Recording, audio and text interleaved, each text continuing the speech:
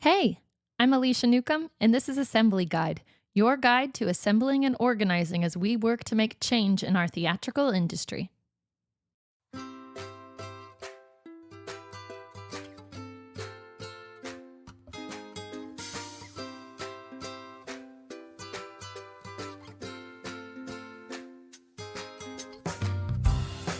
Hello, hello.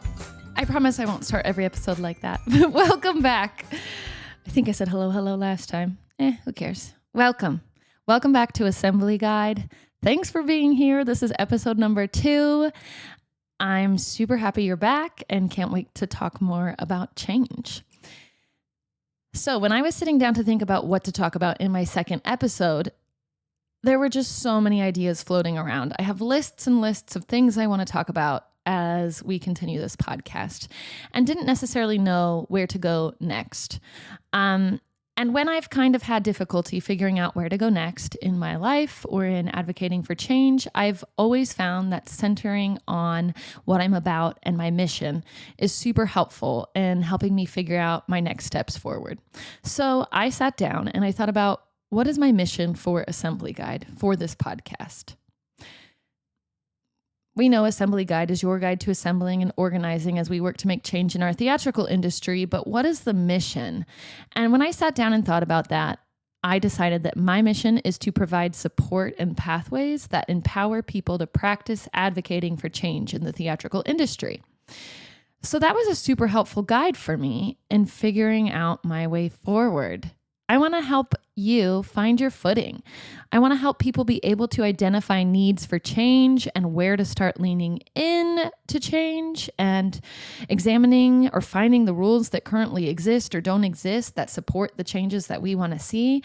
And that really made me think about the types of change that I've started advocating for and the lessons that I've learned on my journey to speaking for change and pushing for change. And I processed all that and found 7 steps that kind of have been there in every type of change that I've navigated or started to learn how to speak about.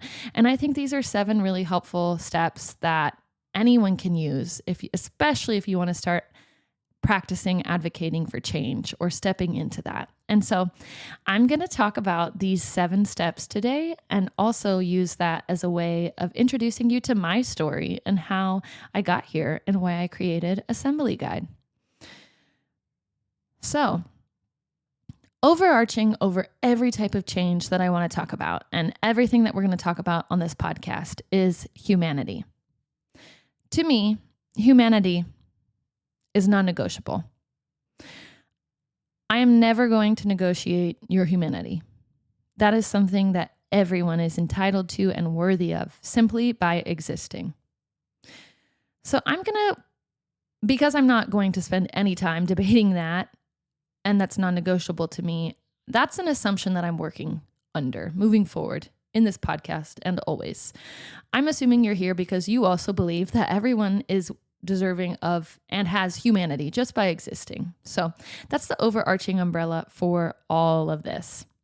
I also think that's how we start to recognize when something is off and something needs to change.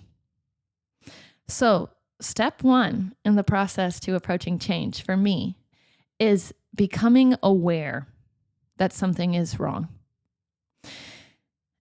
And that can be feeling or recognizing something in ourselves that just kind of makes our ears perk up, makes you feel like something's off. You don't necessarily know what it is at this point, but you know that something is wrong. You start to maybe feel physically, well, that's different for everyone, but I've noticed when I start to realize something is physically off, I feel frustrated. I feel irritated. I catch that I become really quickly irritable with other people or other things that aren't related at all to what I'm actually frustrated about or what is actually wrong.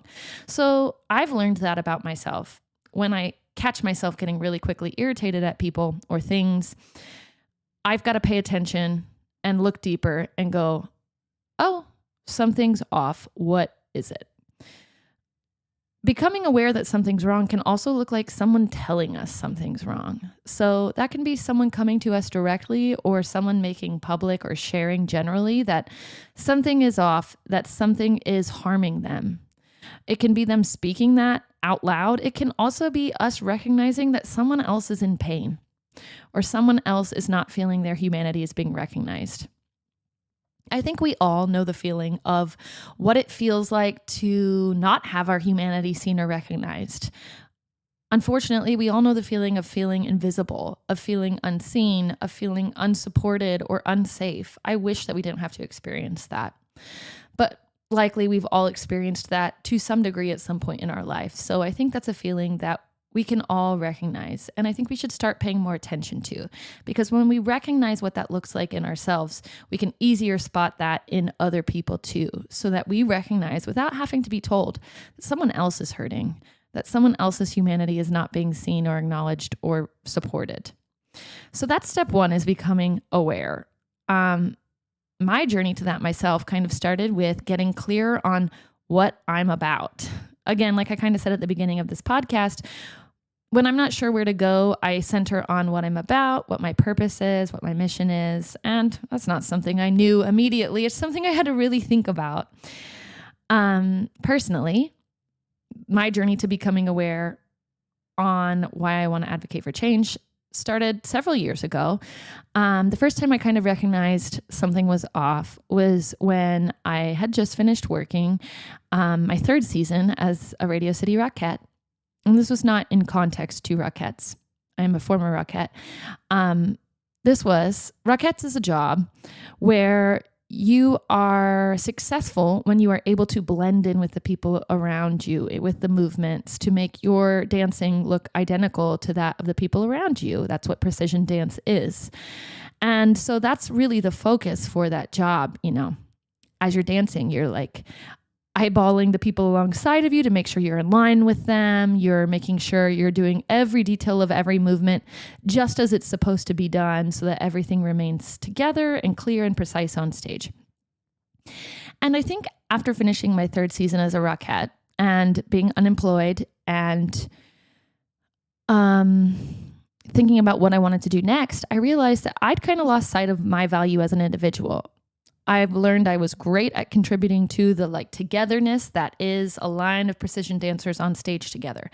I had kind of lost sight of what's special about me. What do I care about as an individual and not as part of a team or part of a line?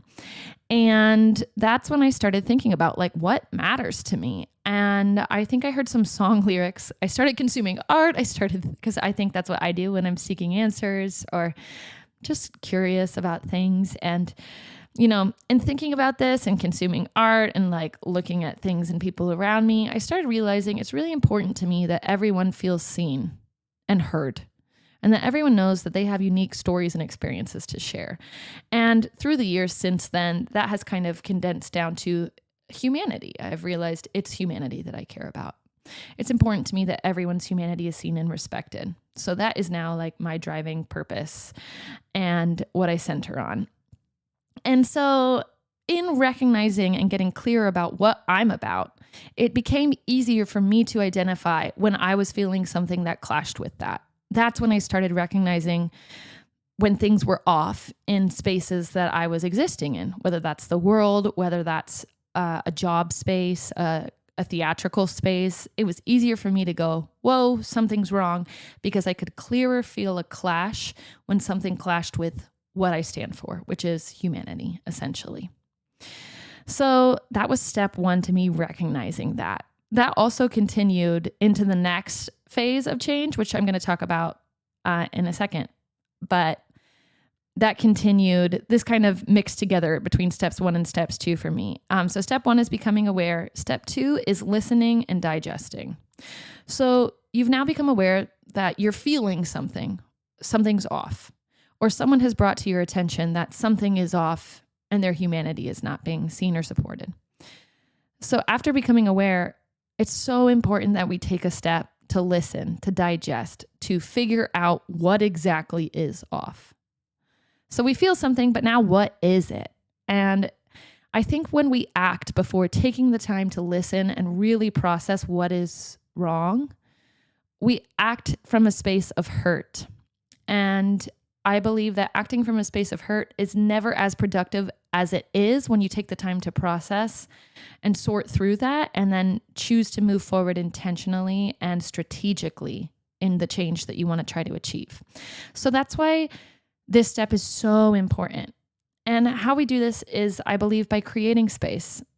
I recognize in myself that I need to take this step when I'm constantly making sure there's noise around me, whether that's me doing things or constantly having a TV show playing in the background. When I realize that I'm kind of uncomfortable with stillness and quiet is most when I need to sit in stillness and quiet to sort through my thoughts. So that's a really important thing to do when you recognize that something's wrong. How I kind of, talking again about my journey, step 2 for me, listening, digesting, and beginning to approach change was the journey of the pandemic and all that entailed. So during the pandemic, I took time to intentionally listen, to reflect. There was a lot of things being brought to my attention, like in step 1, that something was wrong. When I listened, I heard people say that they were hurting, that their humanity was not being seen, not being supported, not being respected, and oftentimes being spoken against. That's what I was seeing. That's what I was hearing.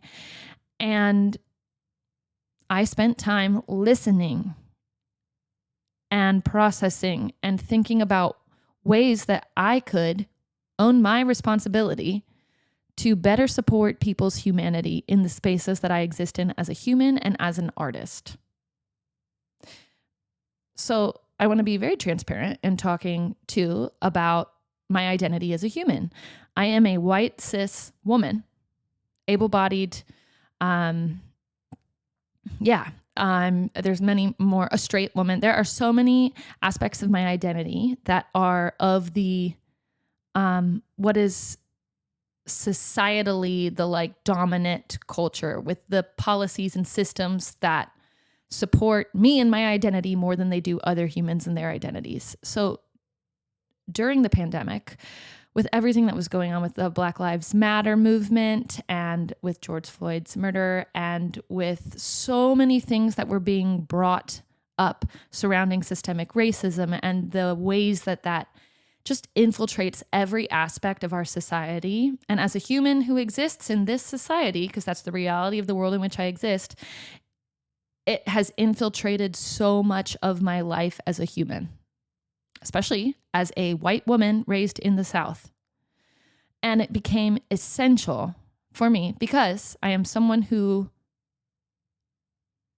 believes wholeheartedly in everyone's humanity and that systems and that policies should support everyone's humanity. It became essential that I listened and reflected and thought about the ways that I, especially existing as a white, cis, straight woman in this society,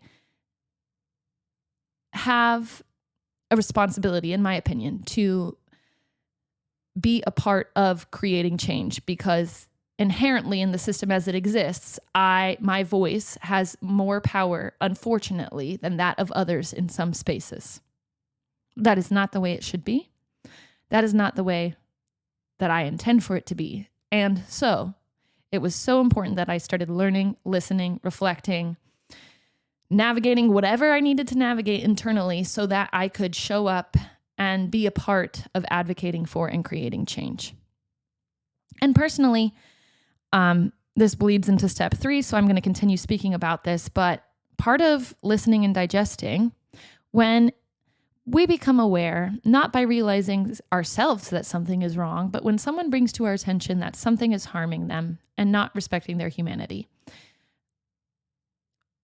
they are bringing that to our attention because we have not noticed that before, or we are not acting on it as if we have noticed it. And there is, just because we are humans with so many emotions, inevitably discomfort involved in that. It is really important to not center our discomfort And it is super important to navigate our discomfort ourselves. That is a part of, again, listening and taking space to process our emotions. Whenever anyone comes to us and says, this is hurting me, we do have to process the fact that that's not something that we realized previously, prior to this. It's important that we make sure that the person who brought to our attention that something is hurting them is not the person responsible for holding space for our discomfort and our navigating our emotions surrounding that. We need to do that on our own. And we need to do that in supportive spaces. On our own doesn't mean only inside my brain and that's it. Therapy is a great space to do this. I have an awesome therapist. I'm super thankful for her. And that's a great space to process this with friends and family who, and I believe practicing love means being honest with each other, who will listen and support our emotions while also, being honest and truthful with us surrounding these conversations is a really great space to also process this. But it is not with the person who brought to our attention that we are causing them harm, or systems in which we exist, or policies which we support are causing them harm. And I want to interject a little asterisk here. When we continue on the path toward change, and I'll continue towards these steps, but when we continue in this direction, it is unfortunately a part of creating successful change that when we strategize being the person to bring to someone else's attention, if we have the capacity for this, that something needs to change, our change is going to be more successful when we do our best to make that change as approachable as possible for the person in the position of power who is capable of making the decision to create that change. Should we have to do that? No, we absolutely should not. When we are bringing to someone else's attention that something needs to change, we should not have to make that change as approachable or more comfortable for them.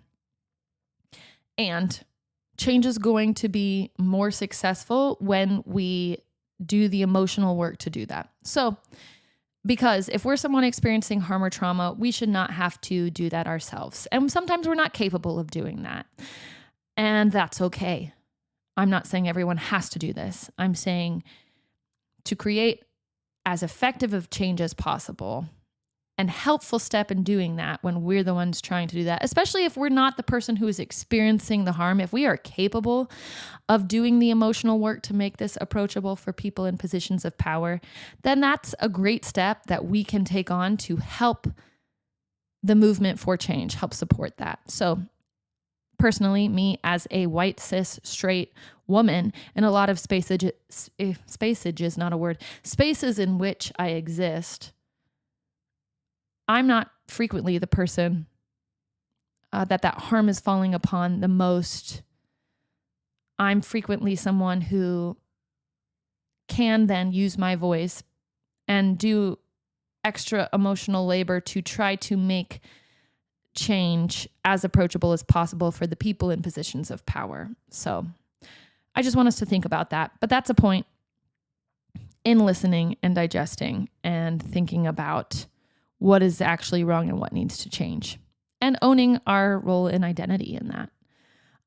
Step three to change is fact finding. So step one, you've become aware. Step two, you've listened and digested and really sat with what is wrong and needs to change. Step three, we got to understand the situation as it currently exists. So fact finding, figuring out what needs to change based on what currently exists. What is the situation? You know something's wrong. You know what it is. Now, what rules currently exist that allow that to happen? Or what rules don't exist that aren't there to support the needs of the people that those rules could support if they were in place? And frequently here, we don't know exactly what we're looking for because we don't have an understanding of the full picture. So fact-finding begins with searching, and maybe not even searching for the right thing, but beginning to look for a better understanding of the system as it currently exists that you're trying to change. So kind of in my own story, I'm gonna kind of fast forward. Once I became aware that policies in the world in which I exist as a human, and also in the industry in which I exist as a performer, don't support and recognize everyone's humanity, I kind of put that lens moving forward onto everything that I did. So in the workspaces I'm in, I worked the Wicked tour, and then I am currently in Wicked on Broadway. And when I worked the Wicked tour, that was also a production contract. So on Wicked Broadway, we're also on a production contract. So really quickly, what a production contract is as a performer, the union that I am in is Actors Equity Association. It's a union that is for actors and stage managers. And a production contract is a contract under that union. It is currently one of our union's largest contracts with the best protections in comparison to other contracts under our union. It's the contract that governs Broadway shows, essentially. That's not all it governs, but like I'm just kind of in the abbreviated version. That's what a production contract is. So fact finding. My journey to finding the facts that were in place kind of began with when I volunteered to be deputy in our building. And deputy is someone that the actors and I have a question here. I wonder if stage managers have a deputy. I'm assuming they do. In our building, the actors vote for who they want to be the deputy. So the deputy is the person who the actors come to if you have an issue with a union-related thing. So if something happens that breaks a union rule, or you think might break a union rule, you might go to the deputy and be like, hey, this just happened. I feel like that's against the rules. Can you look into that for me? And the deputy is the person whose job it is then to look up the rules as they currently exist, to make sure that no rules were in fact broken, or to go to the union representative for that contract, which is a business rep. If you can't find the answer, or if you have more questions, or if a rule was broken, you go to the union rep as the deputy and bring to their attention what's going on so that the situation can be resolved. So after about, a year and a half on my Broadway production contract, I volunteered to be the deputy in the building and was voted as deputy, along with a friend who is also another ensemble deputy. And I'm not going to say his name only because I haven't asked if he's okay with it at this point in time. And as deputy, I didn't know much about the union contracts. However, people came to me, as you should, with questions or concerns or potential issues they thought need to be resolved, to which I would then have to look up the rules. Okay, when I started looking up the rules as a deputy, representing performers at our show under our union, which is not an official union position, I think it's volunteer. I started seeing the rules in the rule book as they currently exist and realizing, wait a minute, this rule could be better. Or, whoa, there's not even a rule that exists here that I think should exist to make protections better for, personally speaking, because I was deputy for performers under these rules. And the more that I learned and the more that I looked at the situation as it currently stands, the better a picture I was able to get around the rules that we're working under as performers on production contracts and how our union functions and all of that. So that just helped me get a better picture of our union as it currently exists. And that's where I started getting really passionate about things that needed to change, as I saw there was clearly a need for better protections for our humanity as performers, as guaranteed under our union contracts with the Broadway League, which is the other side. On our side, protecting us is our union, and the other side, which represents our employers, is the Broadway League under a production contract. So that's when I started getting even more passionate about it. So we've now, to recap, gone through a few steps. Step 1, becoming aware. Step 2, listening and digesting exactly what's wrong and what needs to change. Step 3, fact finding. Figuring out what needs to change based on what currently exists. Step 4 is looking for others. So step 4 is kind of shedding light on the support and community around what needs to change. And I want to take a moment to pause here to say, frequently when we feel like something needs to change, we feel very alone. We feel alone in the harm that it's causing us, or alone in feeling like we're the only person who cares about the need for that to change. I want to interject here to say, you are 100,000 million% not alone. It will absolutely feel like it at times. And I can guarantee you, you are absolutely not the only person who sees the need for that to change or who cares about that changing. You might be at that point the person who has thought about that concept the most fully at the moment. But I want to say there is inevitably a community that can exist around you if you're able to cultivate it. So this is why talking about the need for change and the reality of the situation that now you've thought about and now you've kind of got a better picture of what's going on becomes so important. Because people only know what needs to change once they know it. If you're not someone who's experienced this thing that is causing you or other people harm, you don't recognize the need for something to change. So this is why we have to talk about it. And this can be scary. And I'm going to talk about that in future episodes, how to lean in when it feels scary to talk about the need for change. But having conversations, talking about the community around you is like a crucial piece of building effective change. In my personal journey, when I became deputy in my building at Wicked Broadway, I started, like I said, looking more into our union.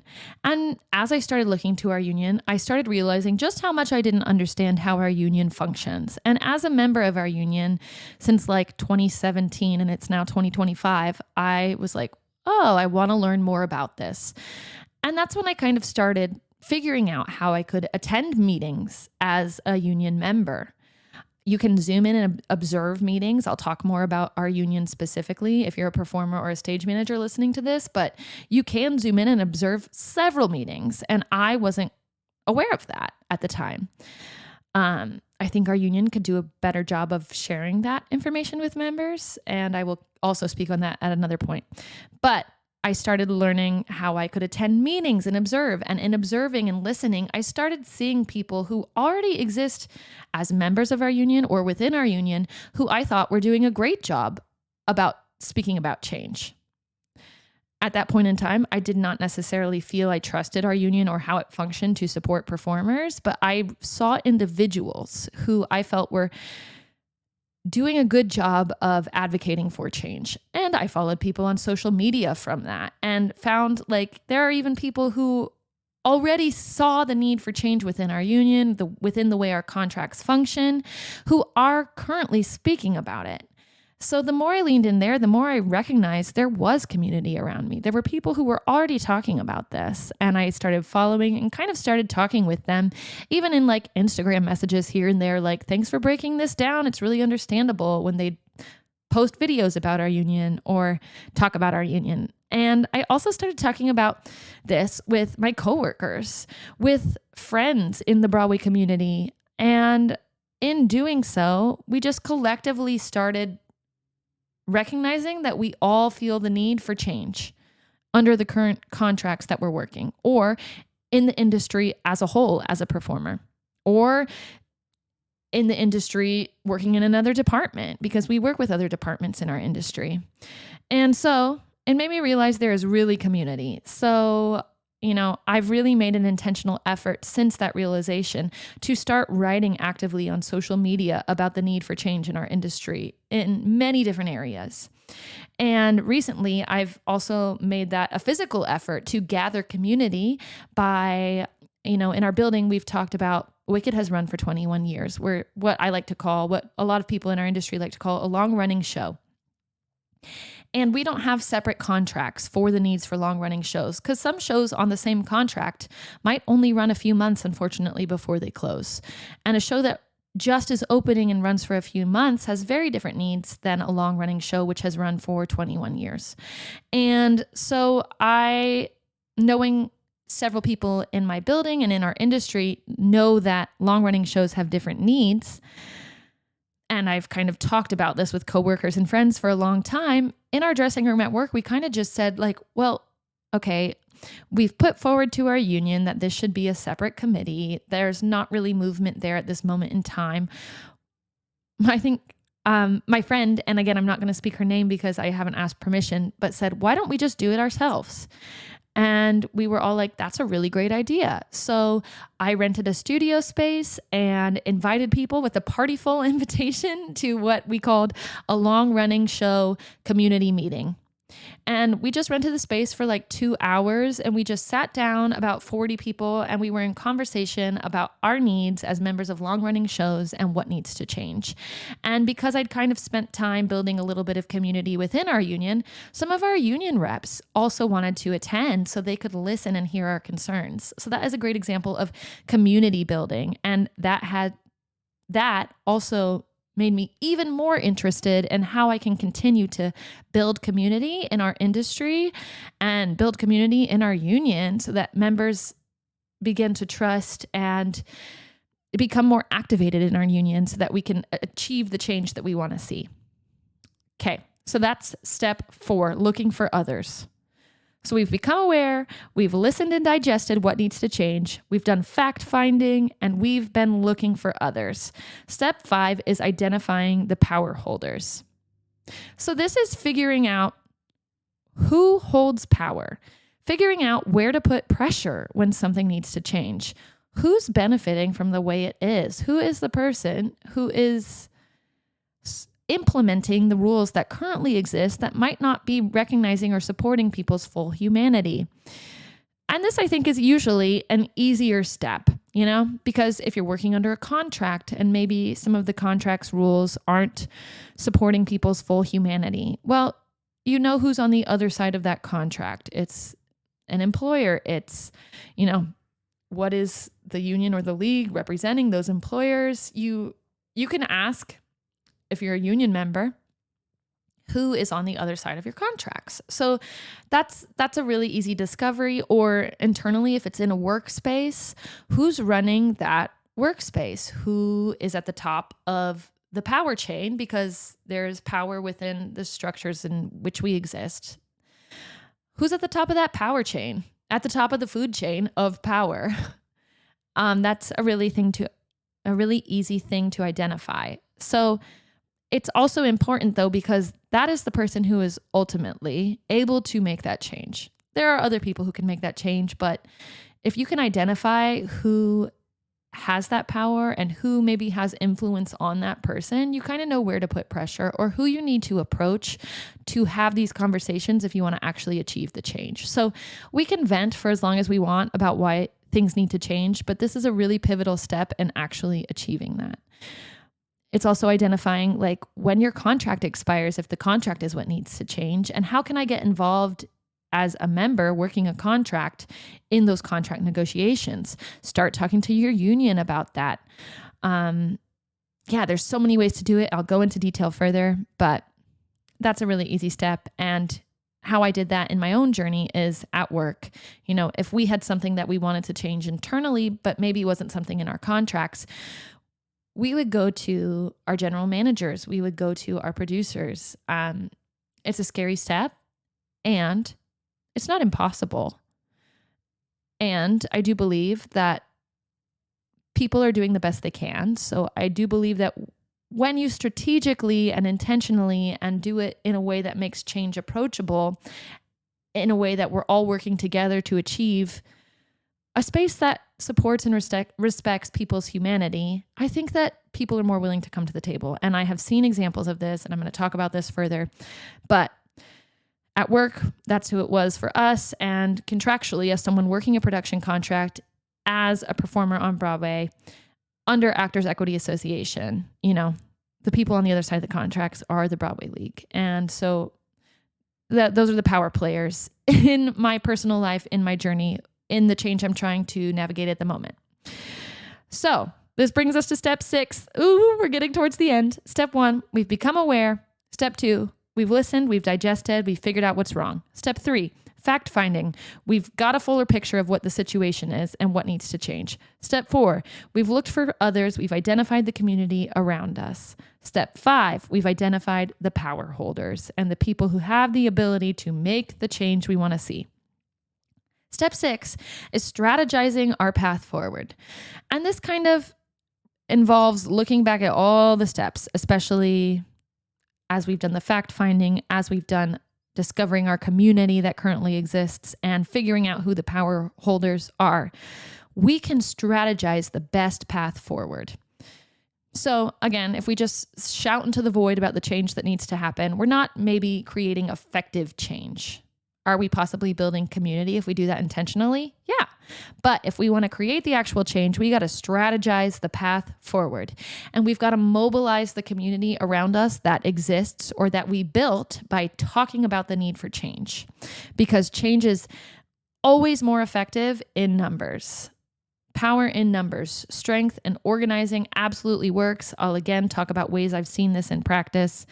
But strategizing your path forward is a crucial step in trying to create the most effective change possible, knowing the reality of the situation and the system in which you're working, and the people who are on your side trying to hopefully help support this fight for change. The way I've kind of did this, once I started realizing my passion for change, I was on the road with Wicked Broadway, and internally, I had an awesome community of coworkers and friends who I spent intentional time with during the pandemic, talking about the need for change in our workspace. And we worked together with our producer to speak about change and to create minor ways to affect change in our workspace and to use our platform to hopefully be a voice for change, knowing our show is one about humanity. It's about a person in power who uses propaganda and common enemy to manipulate his followers' fear to just maintain his power. You know, he villainizes someone to make sure he stays in power, that he retains the favor of his followers. And he uses dehumanization as a tool to villainize this person, as a tool to create an enemy that everyone unites around to stay under his control. So that's a very relevant theme, and thus, I believed one we could use to speak about actual change. So internally, we kind of did that with like a little subgroup of coworkers and friends. And we were really strategic about how we did that. Just making sure we were doing it from a place of humanity, of connecting the theme of our show with organizations that we wanted to support that are working in areas to support people's humanity. Once I moved to the Broadway community, we kind of intentionally organized as performers working under the same workspace and same contract to speak our needs, to be better supported in doing our jobs more safely and more sustainably. And we were able to achieve, and I'll go into more detail around this, a health and wellness stipend for the first time in 21 years in that show's history, by intentionally organizing and strategizing our way forward and doing it with humanity and doing it through organizing, by rallying together to collectively voice a way in which our company could support our humanity and support a safe and respectful workspace for us. And they said yes, because again, I believe that people do want to support that. And we provided a clear solution in which to do so. So I'll talk more about that moving forward, but that's kind of how I have strategized in past. And now the way that I am strategizing to move forward is with this very podcast. You know, I've kind of spent time reflecting on change in my personal life. I've spent time reflecting on change in spaces that I exist as a performer in this industry. And recently I've been thinking about the industry at large. I've gotten more involved in our union. But in our industry at large, as someone who wants to make change on a larger scale, this is a way that I am strategically choosing to do so.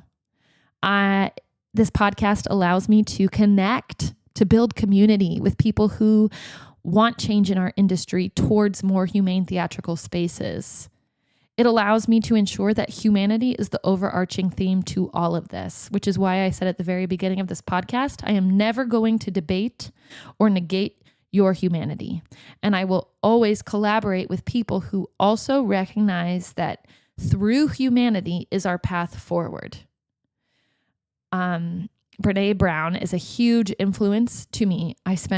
If you want a good way to start approaching change and thinking about all the emotions that surround that, all of her books I have read over and over, and every time I return to them, I learn something new because I'm at a different point in my life. And one of the things she talks about in creating change, specifically surrounding the emotion of shame, is that we cannot fight oppressive systems or oppression in general with tools of oppression. We cannot use the things that we are fighting to create the change that we want to see. It is not effective that way because we are just perpetuating those harmful tools and those harmful things. Like, we cannot fight oppression with oppression. We cannot fight shame with shame. It's not possible. So I do not believe that we can fight dehumanization with dehumanization, which is why if we want to support and fight for humanity, it is absolutely critical we do so with humanity for everyone at all times. So this podcast allows me to do that. And that is always a lens that I'm going to apply on everything that I do because I believe it is the only path forward. I also believe it is the most successful. Yeah. So to recap everything, step 1, becoming aware. Step 2, listening and digesting. Step 3, fact finding. Step 4, looking for others, building the community.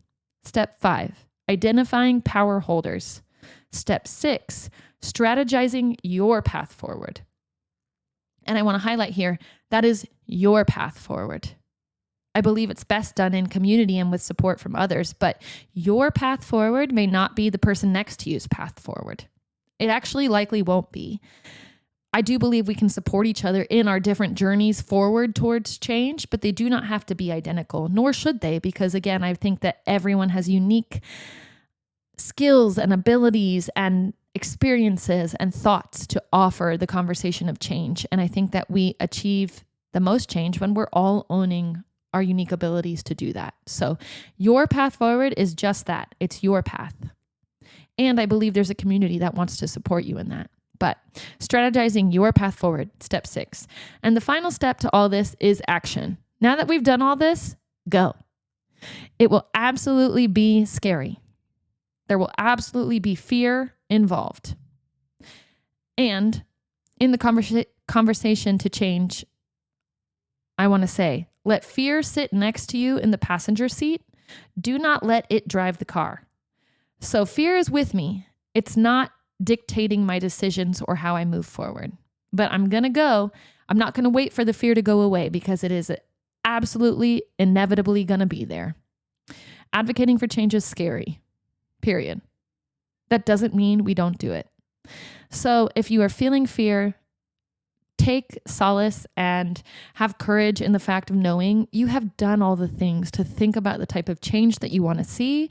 You've got a community behind you, myself included, and you have strategically thought about your way forward. And it's a path that is in alignment with what you believe in, which I can't define for you, but I hope you'll think about. But I do believe that somehow that centers on humanity when we're fighting for change. So go do it. Be afraid and do it anyway. And I'm here rooting for you. So that's it. Those are the 7 steps that I believe will help you step into approaching change and that I've come to find have kind of been my path through every sort of change that I've navigated. So I can't wait to talk more about what that looks like in action for the different types of change that I've been speaking about recently, and to figure out how other other people have used that pathway to navigate their own change. But that's it. That's it for this episode. Thanks for stopping by, for spending your time with me today. I know this was a longer one. I think it was an important one, and I hope you leave this with a better understanding of a possible path forward as you begin to navigate change, and that you feel empowered, and that you know a little bit more about me and my journey to starting to speak about change. Let's do it. Let's make change. I look forward to seeing you next time. Bye.